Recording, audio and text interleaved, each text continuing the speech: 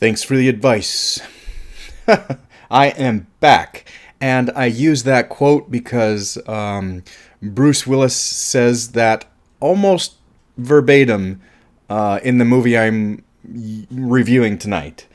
Okay, a couple of disclaimers before we really get into it. These videos are completely unedited and unfiltered, so whatever comes out of my mouth is what comes out of my mouth. Whether it's right or wrong, I try to correct it in the comments, and adult things will come out of my mouth. So if your kids are in the room, you probably want to ask them to leave the room or put your headphones on. And the last thing is there will be spoilers, especially for the movie that I'm reviewing. But sometimes I go off on tangents, as you may know, and I give away spoilers for other movies. Have no fear. I will put a list of all the movies that I mention in this video underneath the video, and there will be a header that says spoilers. So if you want to avoid spoilers for any movie that you may not have seen and want to see and don't want spoilers for, you can look at my list of underneath the video. Okay, tonight we are reviewing a movie that qualifies for something in the book. Barely. Okay, so I've cheated before. I'm going to cheat again, just a little bit. I mean, it's not a full-on cheat, but it's a slight cheat. So, challenge number 32. Choose a black and white film. Okay, Sin City, 2005, is not full-on black and white, but most of it is black and white. The brilliance of this movie, and I can't stress enough, the brilliance of this movie is what they show you in color and when, and the amount of color, when it's just hints of color or when it's like insanely saturated with color. It's just one of the brilliant pieces of this film. I am shocked. I'm just going to say this now. I am shocked this film was not nominated for any Academy Award. I mean, the cinematography, the special effects, I mean, it's just outright gorgeous. And for this not even to be nominated, I'm not saying about win, okay? I could look up who won that year, and I really don't care. What I care about is this was not even nominated. Like, that's sad. This is a gorgeous film, and for it not to be nominated, it blows my mind. Okay, year released, 2005, aspect ratio 1.85:1, running time 2 hours and 4 minutes, genre crime/thriller, rated R, of course. Date challenge completed. I just finished watching the movie. It is May 20th. My rating is 5 out of 5, 10 out of 10. Love this movie. I have a feeling I don't have a whole lot of notes, but we'll see. Just because I don't have a whole lot of in-depth notes doesn't mean I don't love this movie and love just watching it. It's so gorgeous. I can say it over and over and over. It is such a beautifully made film. I could watch it over and over and over and just love it every time. Okay, starring way too many people to put on this stupid little line, but I have to start with Mickey Rourke. Oh my God. I have notes to that effect. But what I'm going to do is I'm going to go down the list. There's a lot of people in this movie. So I'm sorry if I skip anybody that I love or that, that just doesn't pop. I'm going to go down the list and try to get everybody. Jessica Alba, Powers Booth, love Powers Booth, Jude Cicolella. I don't know if that's how you pronounce it, Cicolella, but he's amazing in this. Rosario Dawson, Benicio del Toro. I mean, everybody's in this. Michael Clark Duncan, Tommy Flanagan, Josh Hartnett, Rutger Hauer. Oh my God, I love Rutger Hauer. And in this, man.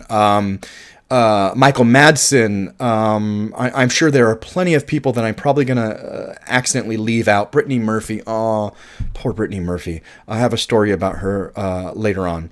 Nick Offerman's in this. Clive Owen's in this. Mickey Rourke, like I already said. Just so many people. I could probably, like, Nick Stahl's in this. Just so many people, and I'm sorry if I missed people. You know, Bruce Willis, Elijah Wood. I mean, there's just so many people. It's hard to get everybody in, but I have notes, so when people come up, I will definitely talk about them. But there's so many. Powers Booth, amazing. I mean, there's just some great performances in this film. Okay, directed by Frank Miller and Robert Rodriguez, and there's a special guest. It says special guest director Quentin Tarantino. So I'm assuming he helped out in some aspect. Produced by Elizabeth Avellan, Avellan.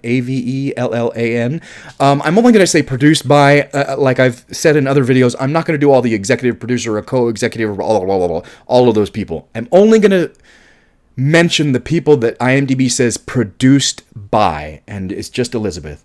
Written by Frank Miller, who did the graphic novel. Robert Rodriguez. They did the screenplay together.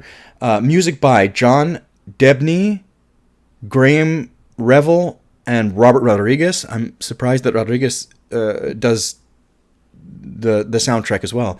I mean, John Carpenter is famous for doing that as well. I mean, he's come up with some brilliant, some of the more famous, Halloween. I mean, that score was his. I mean, so John Carpenter is known for doing music and directing. So I was a little shocked, but not 100%. It's not unheard of that the director also has a hand in the music.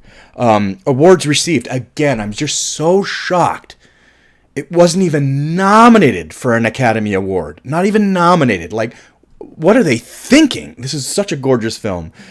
Special effects and cinematography, and just like, what are you thinking? Anyway, okay, and anyway, awards received: Cannes Film Festival, visual shaping. I wonder if that's just visual effects, visual shaping. Interesting. And a Saturn Award, Academy of Science Fiction, Fantasy, and Horror Films, Best Film, Action Film, Best Supporting Actor, Mickey Rourke. Oh my God, I'm glad he at least won somewhere, because he's brilliant in this movie. Love him. And Best DVD, I think it was Best DVD Special Release or something like that. So it won a bunch of awards, but I mean, it wasn't even nominated for Golden Globe or Academy. It's sad. Why did you choose the particular film? I love it. But what I love more is the fact that they decided to do black and white on purpose to accentuate color. It's not like they did a black and white Schindler's List. They did accentuate color at one point. I haven't seen Schindler's List in a long time, but the only color that I do remember is the little girl in the red dress. Now, do they do more of that? I don't remember if they do more of like accentuating color at certain points. Accentuating. I don't know, but I know that the whole point of Sin City was to make it black and white so that they could put those notes of color in certain places. And I love it. I love the way they did it. Have you seen this before? Oh, yes. Seen it plenty of times. I own it. I saw it in the theater when it came out. Absolutely. Would you recommend this film? Why or why not? Yes, but not for everyone. This is not for everyone. This is, it's a graphic novel. It's highly stylized, beautifully stylized. It is like a it's like a comic book come to life kind of film. More so than anything else that I can think of, 300 or any other stylized film. This is beautifully stylized, and I love it. And it's not supposed to look real or realistic. It is supposed to look like comic come to life, but live action, not animated. This is not animated, although a lot of animation is put in place for this.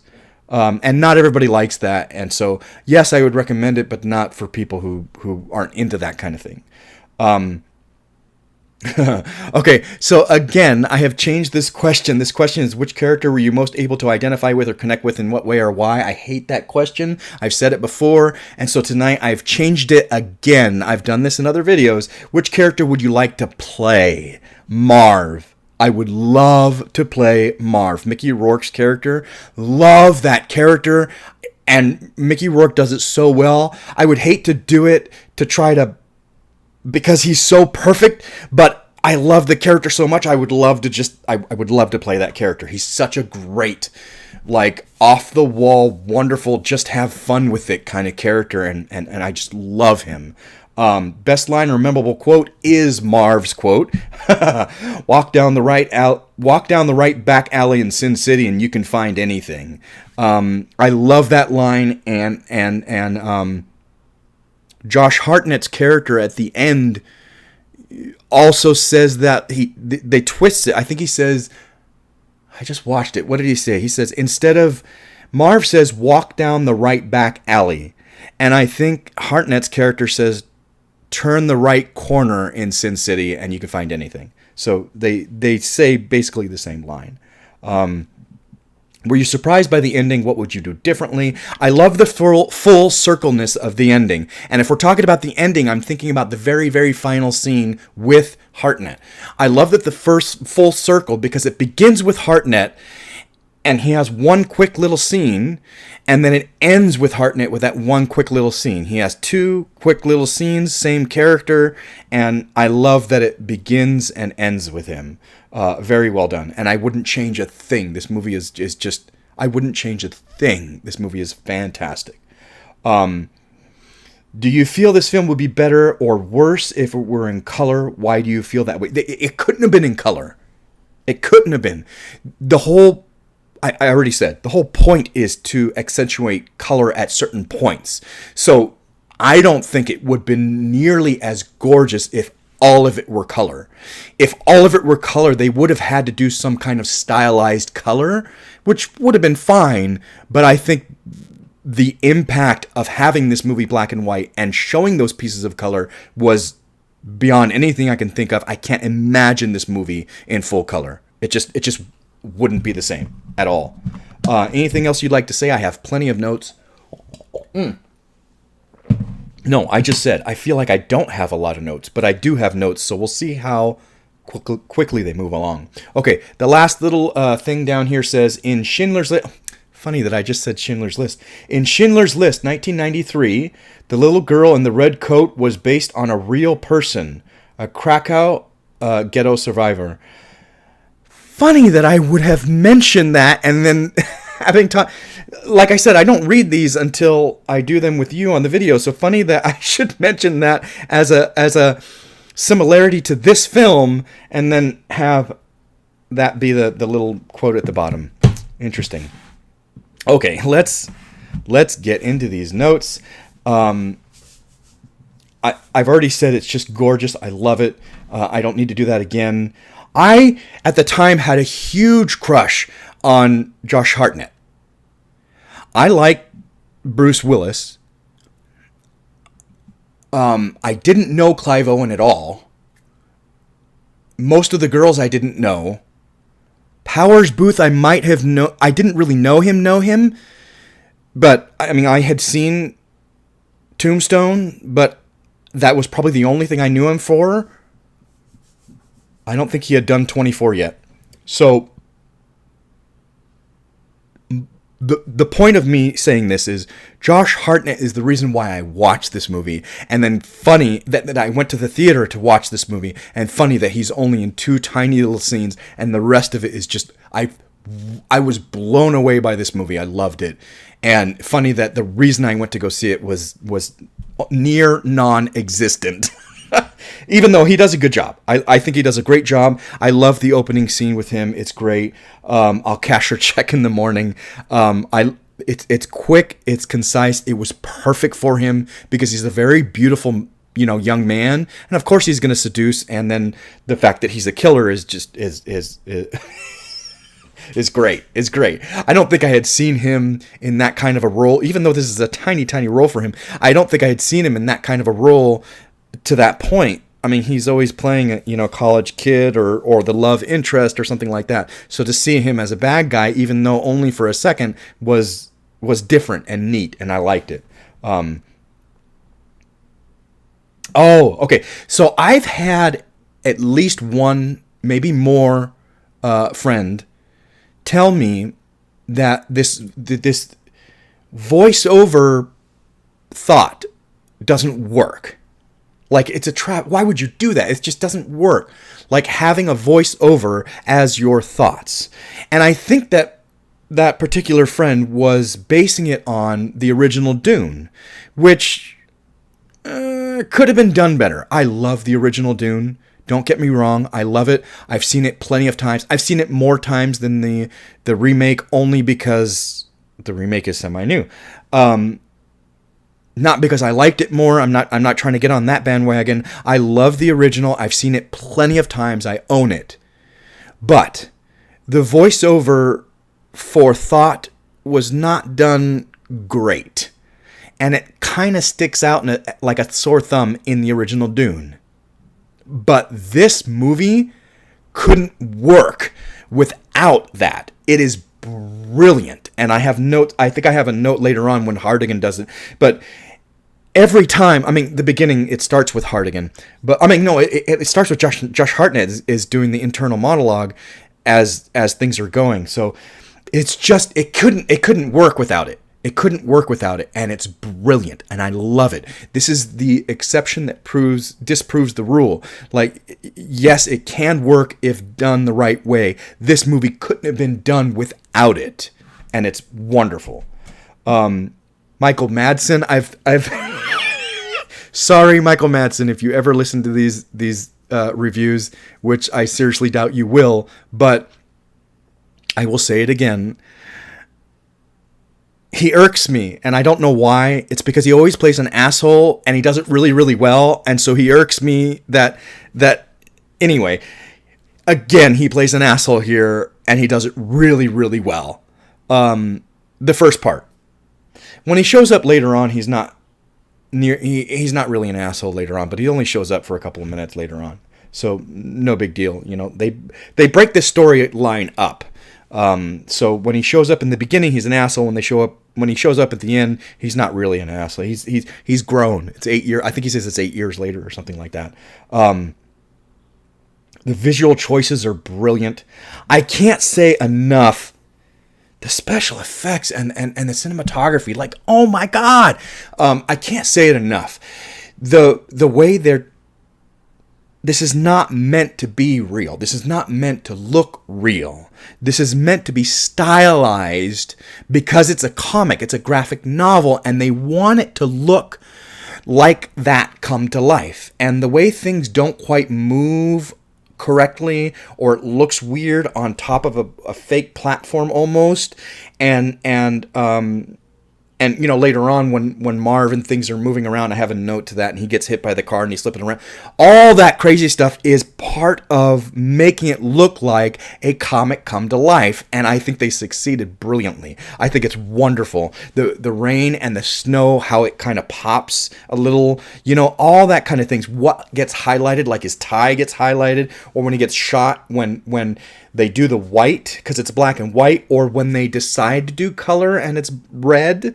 It's the choices are brilliant. The choices are brilliant. And I think I have more notes to that later on, when it comes up. The dialogue is campy, and it's supposed to be. So the dialogue is, I wouldn't say it's corny. It's corny. A lot of the dialogue is like, you wouldn't really say that. And I'm not talking about the monologue, because the monologue, yes, it's just thought, and thoughts happen the way they happen. I'm talking about when they're talking to each other, dialogue. A lot of it is corny. It's a little corny, but the thing is, it works brilliantly in this film. It doesn't feel out of place because we're in a comic. And everything we see and everything the filmmakers have done have made me believe we are in a comic. And I want that kind of dialogue. Simple, corny, comic book dialogue. And it's wonderful. It feels It feels perfect. So, Mickey Rourke. Okay, I did not know Mickey Rourke from the 80s and 90s. I haven't seen a thing that he did when before 2000 or whatever. I haven't seen a thing that he did. So I didn't know who he was at all until Get Carter. Holy shit. Okay, the remake of Get Carter, if you have not seen it, please don't think that, and I may do a review one of these days because it's fantastic. Please don't think dismiss it as just a Stallone film. No, this is Get Carter is a very, very well done, very good story, and compelling and wonderful. And anyway, it is a remake. I've seen the original. I like the original with Michael Caine. Funny enough that Michael Caine is in the remake but plays a completely different character. I did see the original. It's good. I love the remake more. There's more fun cinematic stuff in the original. I did see it in the theaters. Yes, I did see it in the theaters. What blew me away was Mickey Rourke in that film. I thought his character, however sideshow and small, stole the show. I loved Stallone. I've been watching Stallone since I was a kid. You know, he's not Arnold to me because I love Arnold, but I've been watching Stallone forever. So Stallone was nothing new, although he does a great job in this. He has a lot of acting and a lot of great emotion in this. Mickey Rourke stole the show simply because I didn't know who he was, and here he was, like, as large as life, and I'm not just talking about size, I'm talking about character-wise, and emotion, and acting. He was just as large as life as Stallone, and I'm like, who the fuck is this guy? And I was blown away. Sorry, this is not a review of Get Carter, but wow, he blew me away, and since then, I've been like, anything he's in, I want to see. And I have not been disappointed at all. Expendables and The Wrestler and this, and I have not been disappointed at all. When he showed up in this, it blew me away. His performance in this is amazing. Love the makeup. The makeup is great. And I love that he is of a size. I mean, I don't want to toot my own horn, but I'm probably a little bit bigger than he is in this film. But he looks better than I do. But he also doesn't look like Stallone. He doesn't look like, Hemsworth. He looks like a normal guy who happens to be big and muscular. He's not cut. He's not, He's not Hollywood like Stallone. He's not like super cut and defined and muscles bulging out. He looks fantastic though in this film. I mean, with his shirt off, with his shirt on, it doesn't matter. He looks fantastic, and his presence is amazing. I'm glad he at least won one award. He should have been nominated for more than just that. I mean, I can't say he blows me away in this film more than anything. Again, I love the character, so that's partly why, but he's amazing in this character. And the makeup is, like I said, the makeup is great. I root for Marv 100%. I mean, I love Marv in this film. What did I say here? Why did I say that?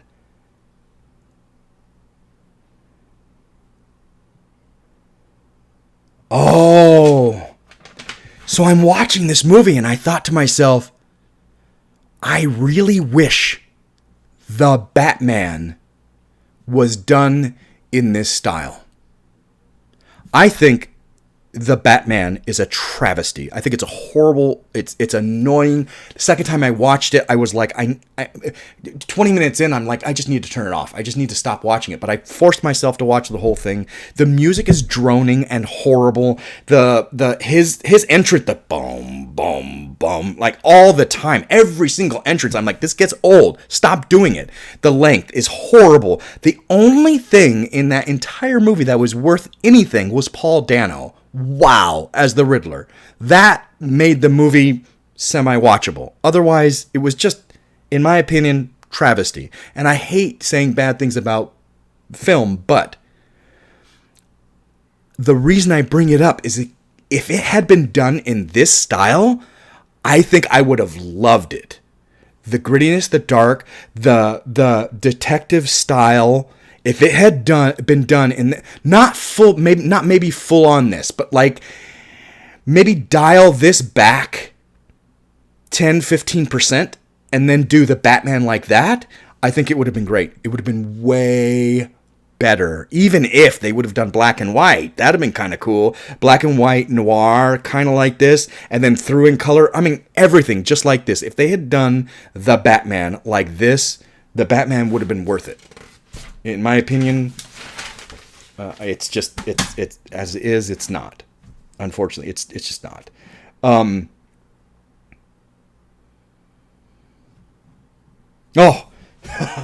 can't say enough about Mickey Rourke, so I got to do it again. So when he goes to his PO's place, I forget her name, but when he goes to his parole officer's place, I love the performance in the bathroom.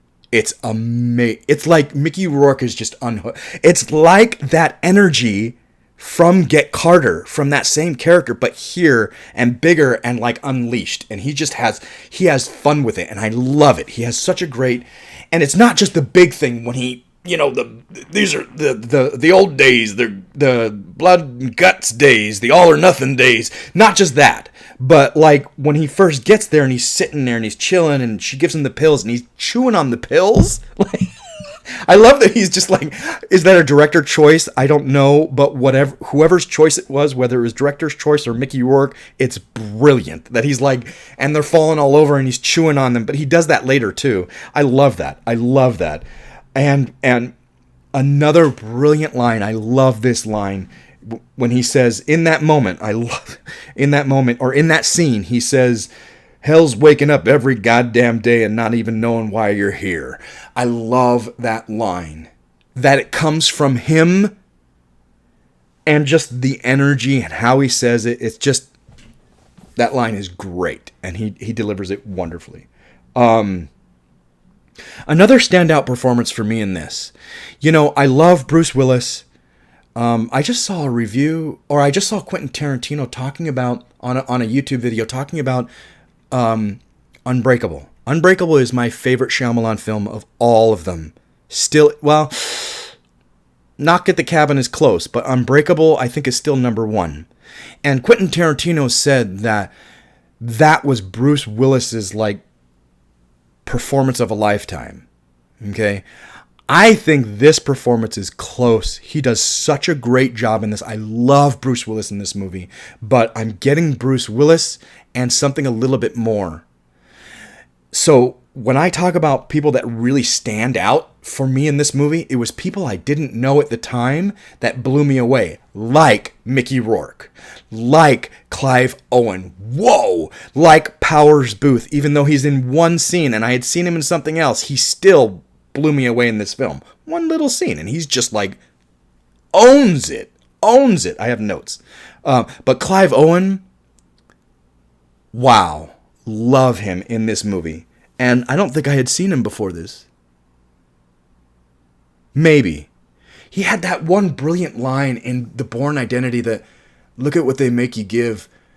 So perfect that I remember that line and will always remember that line, the emotion and that part, because it was such a catalyst to so many things in the film.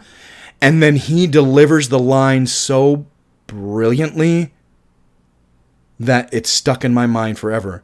So maybe I knew him I probably didn't know who he was.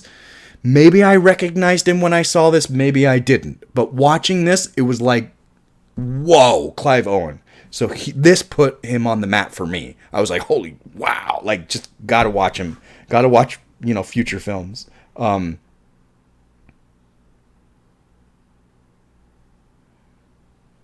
love hitmen. No matter what you do to them, you don't feel bad. That's a Marv line. Why did I go Clive Owen and then back to Marv? What happened there? I love Hitman. No matter what you do to them, you don't feel bad. Like I said, I'd love to play Marv. He has so many great lines, such great energy, such a great character. Here's the Marv being hit by the car. Who is it? Wendy. Wendy hits him with the car. He thinks it's Goldie. It's not. That highly stylized the way he moves, the way the car moves, because none of it's realistic. The car's not moving realistically. He's not being hit realistically. He's flipping all over the place. It's highly stylized on purpose, and it's brilliant, and I love it. I enjoy this stylization more than Schumacher's Batman. Now, I like Schumacher's Batmans. I take that back. I don't like Forever. There are reasons, and I won't go into it. I really do like Batman and Robin, not just because of Arnold, but it's highly stylized. And a friend of mine once said that Schumacher made the film version of the original Burt Ward, Adam West Batman. And that's what this is. And that fits perfectly. Yes, this is the film version of that TV show. It's highly stylized, color, and the only thing that's missing is the biff, bam, that kind of thing. I enjoy that. It was fun. I enjoy this more. I find this more compelling, gorgeous, artistic. I find this kind of stylization better. That's why I say the Batman. If it would have been done like this, I think I would have enjoyed it more. I know I would have enjoyed it more. Okay, moving on. Elijah Wood, silent performance. Elijah Wood, completely silent performance, and you never forget that he's in the movie. He doesn't say a thing in the entire movie, and yet every time I think of this movie, he's one of the things that pops up in my mind because it's such a great character, and he does such a good job. No lines.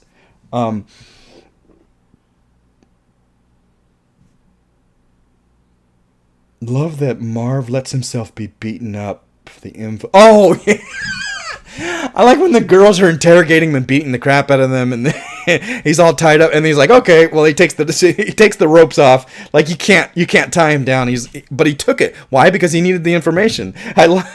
Like I said, that character is so great, and just the little things about that character like that, I love it. I love it.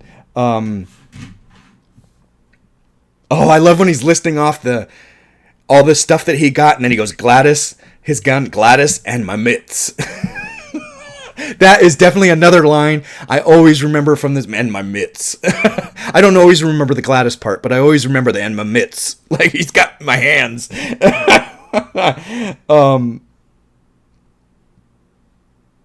Oh my God. The fact that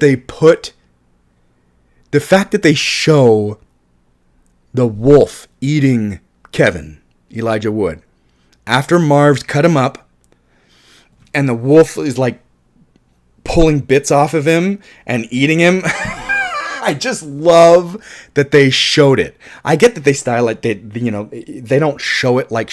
It's like silhouetted, but the fact that they show it at all is it. I love it. Fantastic. That had to have been a Rodriguez thing. Had to have been, and it's just gorgeous. I love it. I love that part. Well, very, very well done. And like I said, the choices of when to put color, they didn't put any color in there. They silhouetted it.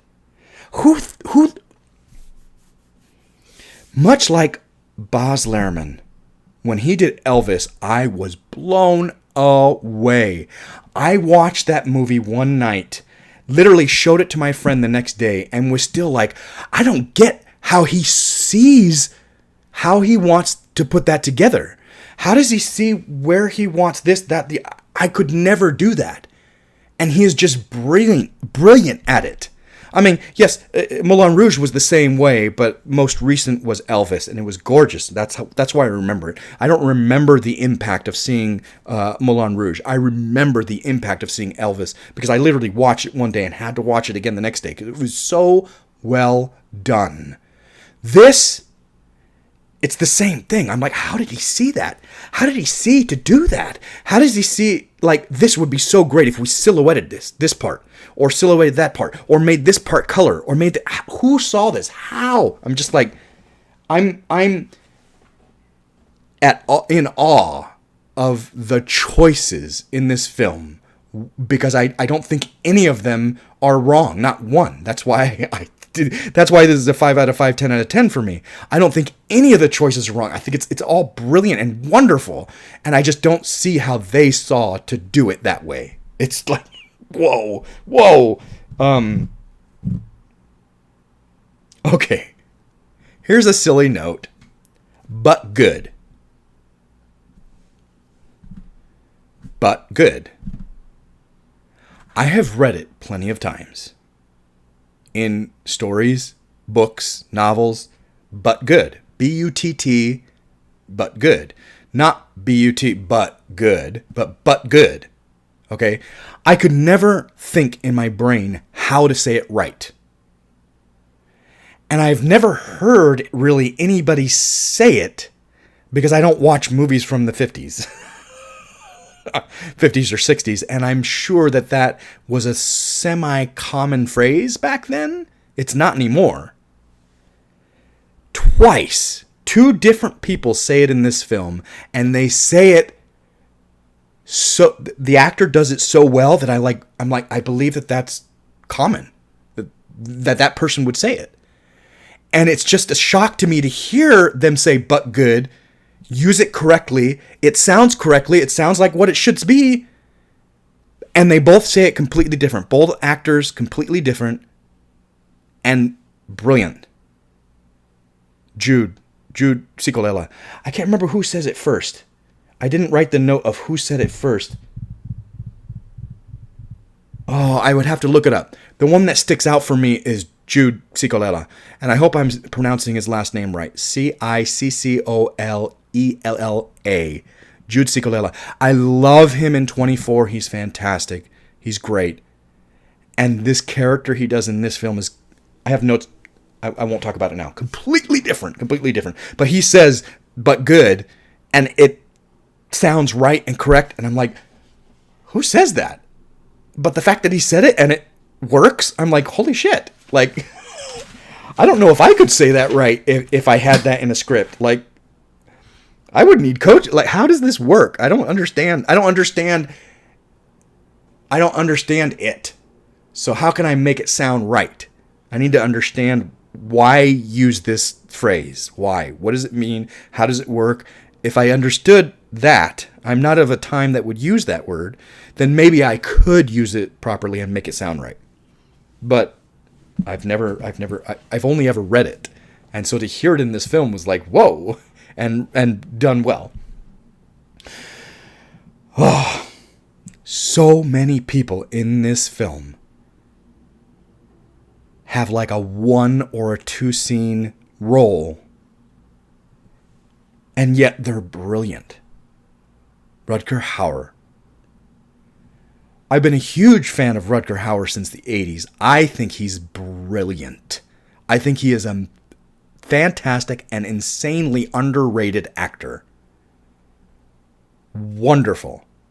And to see him in this, yes, it's a small role, but I believe every word that comes out of his mouth. He's great. And it's unfortunate he has such a small role, but there are a lot of people in this film that have just a quick little part, and I love them for it. I mean, they're great. I've already mentioned a couple, and Rutger Hauer, wow.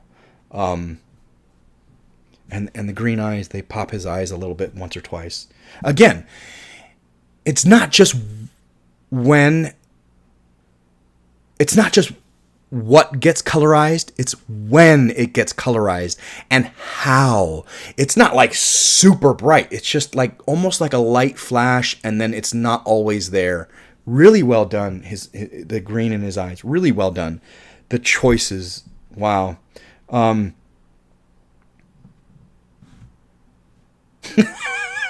Marv again, another line from Marv, and I keep laughing at how many fresh copies they come up with. I keep spitting. What is it? I keep spitting on the They want me to sign a confession, and I keep spitting blood on it, laughing how many copies they keep coming up with. Oh man, Marv is just a great. I would love, love, love to play that character or a character like it. Like he's just yes. The execution, I love the visual of it.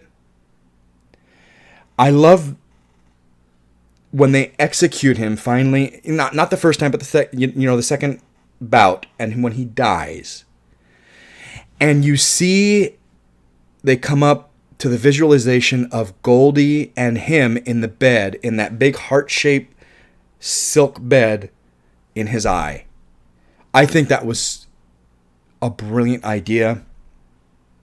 His last thought, his last moment, his best moment in this life, and it's like in his eye when he dies, his last, does he get to live that forever or whatever your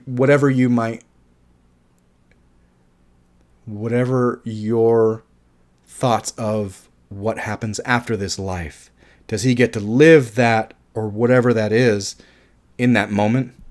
Such a really neat. What did he say in the Green Mile? When a man dies, does he get to live his best moment? Or is heaven, you get to live your best moment? Or something like that. It's a really good line by Graham Greene's character. And do you think when a man dies and goes to heaven, you think that's what heaven's like? I think that's what he said. Man gets to live his best moment, his best time. Do you think that's what heaven is like, or something like that? Anyway, let's move on. I like that sentiment, and I like to think of that sentiment in this moment when Marv dies and that image in his eye. Brittany Murphy. So here's a quick little inside story of Brittany Murphy. I met a friend of hers, somebody who was on set with her, who was a really close personal friend of hers. He was a good friend of mine for a while. I still talk to him every once in a while. And he told me how heartbroken the family was when she passed. And it was so sudden, and she was so good. It was such a shock to have somebody so wonderful, such an up and coming, to be taken, to move on so quickly.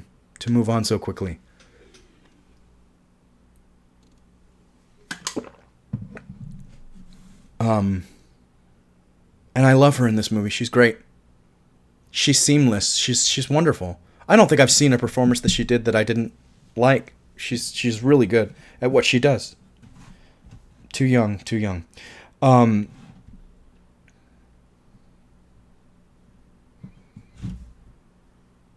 Benicio del Toro. He must have had fun with this, because this is a total character. Well, a lot of the characters in this film are. Marv is, and Rourke Jr. is, and obviously Benicio del Toro, Jackie. I mean, he is. A lot of characters in this movie are caricatures and not typical for the actor.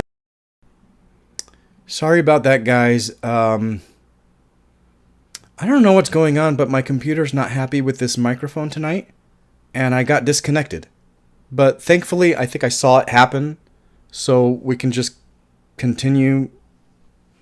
What I was talking about is there's so many caricatures, so many great characters that are just different than what people have played over and over in their career, and they get to do something fun. And I think, Mickey Rourke must have had fun with Marv, and Benicio del Toro must have had so much fun with Jackie Boy, because it's not really anything he's done before, and it's such a fun,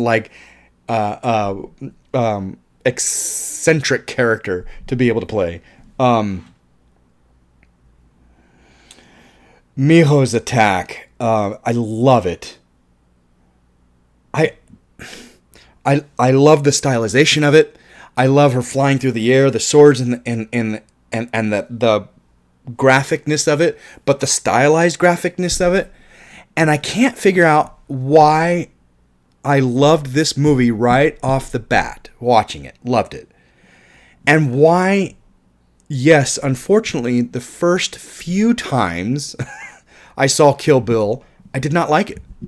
Didn't like it at all. The first time I saw it, didn't like it, didn't care to see the second part. Second time I was dating somebody and he was like, oh, I love it, we should watch it. I tried to watch it again, finished the first one and was like, I'm not about to watch the second one. Couldn't get into it. Years later, I tried it again on my own because I had found so many other things like that I loved of Tarantino, and I was like, when was that? I tried it again. I think it was before Death Proof. I tried it again and just couldn't do it. And I was like, why? The one Tarantino movie I can't watch, just don't like, I don't understand. It wasn't until after Django and Inglourious Bastards, those two, for some reason, opened me up to the possibility of like, why am I not enjoying Kill Bill? What is it about Kill Bill that's really got me hung up and not being able to even watch the second part? I don't understand. So I went through all of Tarantino's stuff at the time. This was before Hateful Eight. So I went through all of Tarantino's stuff again. I mean, I became a huge fan of Tarantino. At the time, probably hadn't accepted the fact that he was my favorite director. Not yet. But I was close. Not yet. So I went through all of his stuff again and then went back and watched Kill Bill. Finally enjoyed it.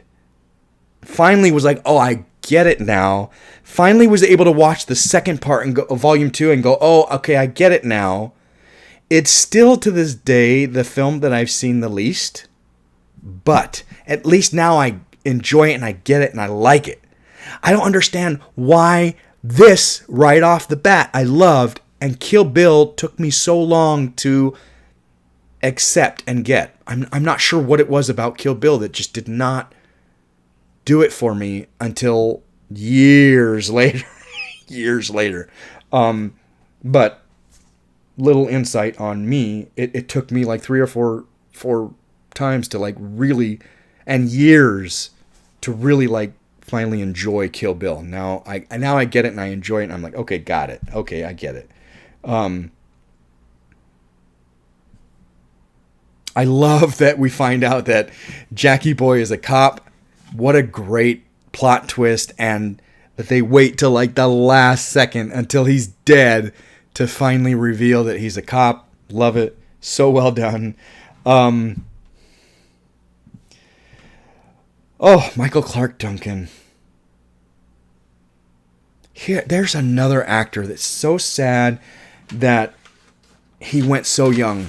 And here is this wonderful actor of a substantial size. And we're not just talking about it. Oh, he's okay. Andre the Giant was okay. He was never going to be nominated for an award, or, an Academy Award. Michael Clark Duncan was, and deserving of an Academy Award, because he's a damn good actor, was a damn good actor, and just happened to be that size. I feel like the only other person who's gotten close to that, in my opinion, the only other person that I've seen of a substantial size who also has the ability to be a great actor, I don't put Stallone in that category. I think Stallone is a great actor, and I don't think he's of that. Yes, he's a big guy, but he's not like, holy shit, like huge. And I think that Bautista, after seeing Knock at the Cabin? Cabin in the Woods? I get the titles mixed up. I think it's Knock at the Cabin. After seeing Knock at the Cabin, I was like, holy shit, he can act. Like, wow. His performance in the Galaxy movies are great. Guardians of the Galaxy. I think he's fun. He does a great job. But it's hard to... Sometimes when somebody's playing that kind of a character, it's hard to see their capabilities as an actor. But then seeing him in Spectre was like, whoa, even though he barely has a line, if that, or two. Just his presence, his acting, mostly silent, wonderful. Completely different. And then seeing Knock at the Cabin blew me away, and I'm like, okay, this guy can act. And he's huge. But Michael Clarke Duncan, man. Too young. And this is such a fun character for him. I think there could have been more to it. He could have handled more. This is a little bit of a simplistic of a character. I think that they should have given him more, but it is what it is. And I love to see him in this film. And I've already said, here's another note, Powers Booth, that he has one scene. I mean, he shows up later on, but it's not really a scene. This is like one scene, and he owns it, 1,000%. He's so great. Again, how they color his eye and highlight his eye is great. His eyes. It's just to see him in this performance is just, wow. I love to just, let's rewind it and watch it again. All the little things. His line delivery, his movements, just everything. He's so great. He's so great. And so when he showed up in 24, I was like beyond them. I was like, yes, Powers Booth. By that point, I knew who he was and was like, yeah, we got Powers Booth. Here's the note about Jude Cicolella. Another, like, completely not... He was also in 24. Completely not a character that I've seen him before. Not at all. But, like, such a great performance. And not a lot of screen time. Not a lot of screen time at all. When he's beating Hartigan, Jude does not look like the kind of guy that you would put in that kind of a role to be that physical, like beating the shit out of somebody with his hands. But because Jude is such a great actor, I believe it 100%. I mean, just look at him. He doesn't look like the kind of guy you want to put in, like, beat up Bruce Willis. It's just not. But Jude does such a great job, I believe him 100%. They don't say it, but I feel like he was probably a boxer in his youth. He probably was some kind of title weight boxer in his youth, and he's taken it to Hartigan, and it looks realistic. It looks great. It looks fantastic. He does a great job. I love it. And here, another gorgeous color choice. When he's beating him, the color, vibrant, and saturation of the blood is wow. That red and how it looks red and how dark and how in your face that red just is. It's, again, the color choices, when to, how vibrant to, and when to take it back. It's just, who saw it? Whoever did, brilliant.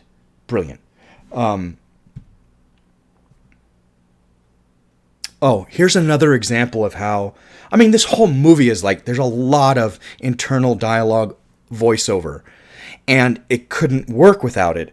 And here's just another brilliant example. Hartigan in Solitary. That is all internal dialogue in his head, voiceover. And it's perfect. It works brilliantly. This scene wouldn't work without it. It wouldn't.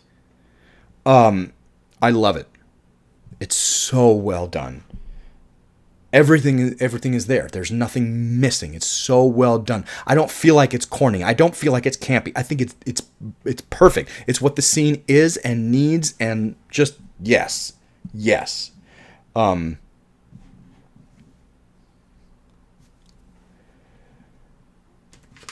Oh. So I did this note, and I'm like, part of me doesn't even want to say this note.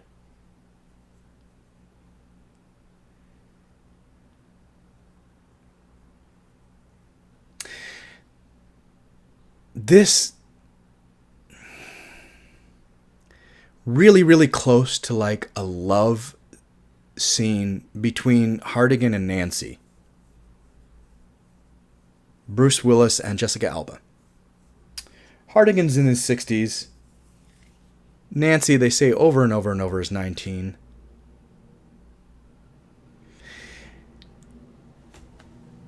I find it frustrating and duplicitous that we haven't. It's okay if it's straight. We have an older man, younger woman. It's okay if it's straight. If it were a gay situation, an LGBT situation, whoa, that would have, I mean, people would have been out in droves boycotting this film had this been a 60-year-old man and a 19-year-old boy. Absolutely. I mean, look how much bullshit they caused over Call Me By Your Name. And that was legal. That was a 30-something year old man and a 17-year-old boy in Italy in the 70s. That was legal. It's legal now in Italy. And this is legal too. I mean, 60 and 19, it is. But if that were a gay situation, people would not have been okay with it. Not have been okay with it. I bring that up because it's frustrating for me as a gay man to watch. But then I also bring it up because right after he struggles with it. And she is just like, I love you. I haven't loved anybody else. She is very adamant about the fact that she is in love with Hartigan. And Hartigan's like, I love you too. And he comes to that it's a challenge for him to come to that. But he accepts it and finally says it. Now, nothing actually happens between the two. But what my second thought about this storyline is, how is it wrong if they're in love? Who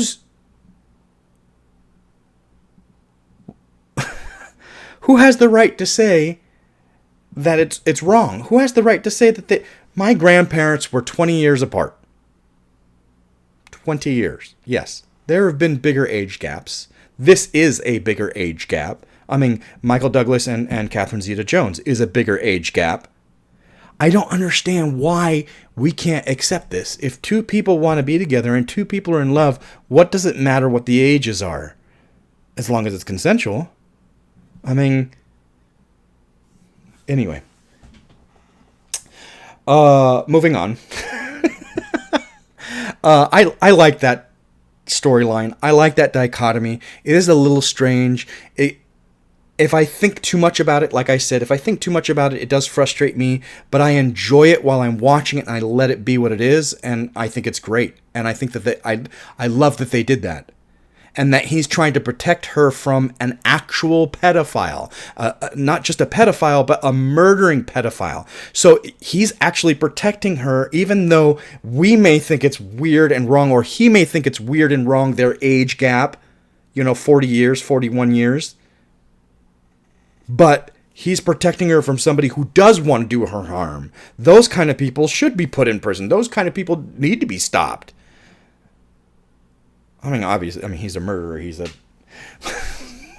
Speaking of which, Rourke Jr., I I have never been a fan of Nick Stahl. Stahl? I don't know how to pronounce it. Stahl? I have never been a fan of his. No, I take that back. When he did Man Without a Face, I loved him. I loved that movie, even though it was not well made. I think I said this in my review of Braveheart. It was Mel Gibson's first attempt, first directing, and it was not done well, in my opinion. And the quantum leap of that film and then Braveheart, going to Braveheart, quantum leap in like his direct. Anyway, I liked him in that movie. Nick Stahl was great in that movie. He's great performance, wonderful, love it. Okay. When Nick Stahl, and it's not his fault, when Nick Stahl got cast as John Connor in Terminator 3, Rise of the Machines, I was like, this is the worst casting probably I've seen in my entire life. And his character is such a whiny bitch, and he's trying to be this tough guy, and he can't do it. Like, I believe Jim Carrey can play a better tough guy than Nick Stahl. And I'm just like, this is wrong. Who cast this? Who did this? This is wrong on so many levels. So it's not his fault, but ever since then I'm like, I don't want anything to do with Nick Stahl. Like but it's not his fault. That's the thing. What I'm trying to say is my prejudice against Nick Stahl it's not grounded in reality. It is not his fault that he got cast. If I got cast in that role, whether I was right for it or not, I would do it because it's fucking John Connor. So I get it. But that really left a bad taste in my mouth because he's just so wrong in that movie, and he makes that. No, there are other things that make that movie not a 5-star movie. All that to go around blah blah blah around the moon to say him in this is brilliant. He is. I have to give credit where credit is due. He is fantastic in this film. He takes on this character so well. Now, he's fine in the earlier scene. That's not what pops for me. He's fine in the earlier scene. There's nothing really there to give him substance. He's just what he is in the first scene that he's in the beginning of the film. It's not until he turns into this yellow thing. It's not until then that I love his character. And Stahl's acting is brilliant. He takes it on like 1,000% and does such a great job. Such a great job. This, in my opinion, is probably the best I've ever seen him. And I just love it. When Hardigan is hanging... Again, why didn't this get nominated for something? So... what shows up, what little furniture shows up, everything else is kind of blacked out. What shows up, the window, what things show up. Very little shows up in that scene. They try to do a semi-minimalistic scene, but he's like hanging. And the lighting of him hanging, the lighting behind it, the lighting on other things, it's so brilliant. It's so beautiful. The camera, as he's moving, it's just, when you think he dies, and then boom, and they do that extreme close-up of his eye, and he's like, no, stay alive, tighten your neck. It's so well done. I love that scene. It shocked me. It was so well done. I wasn't expecting it, and it was just, wow. Wow.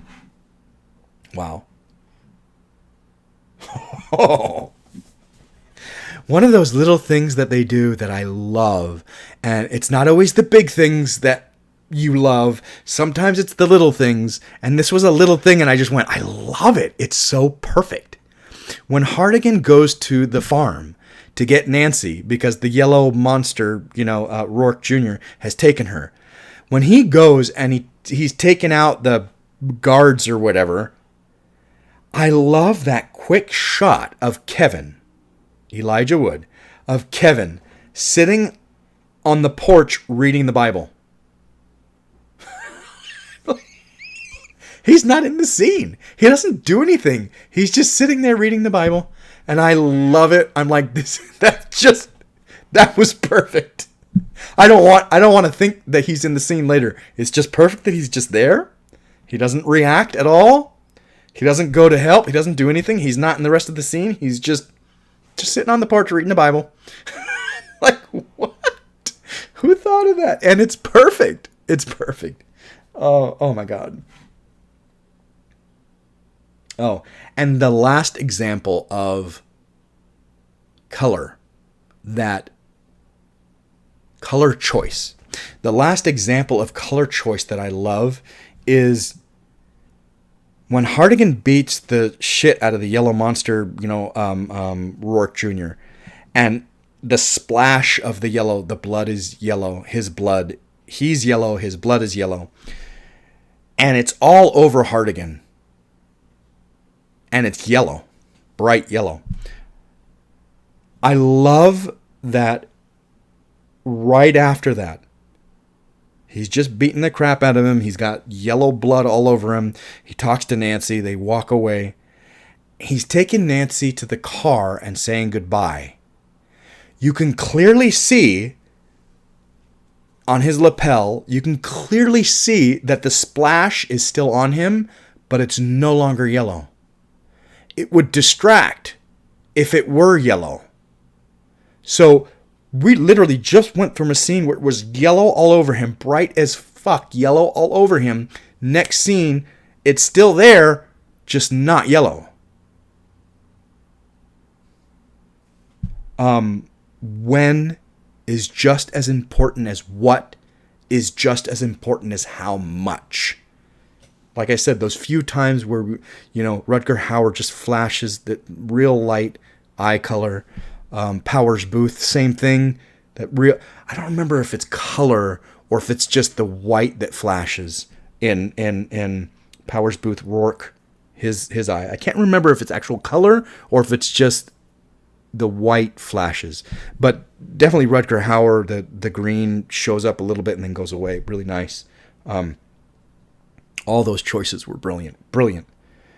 And then I already said this before, but I love that we go first full circle. It started with Hartnett and that character and that quick little scene of him, killing that girl in the beginning, and then we get the very end. It goes full circle, and we have him at the end. Same character, same guy, and he gets another girl. But I love that the girl he gets is the traitor, Becky, the one who was helping the police take down Old Town, the girls of Old Town. I love that he gets her. I'm glad that she got hers at the end. I love this movie.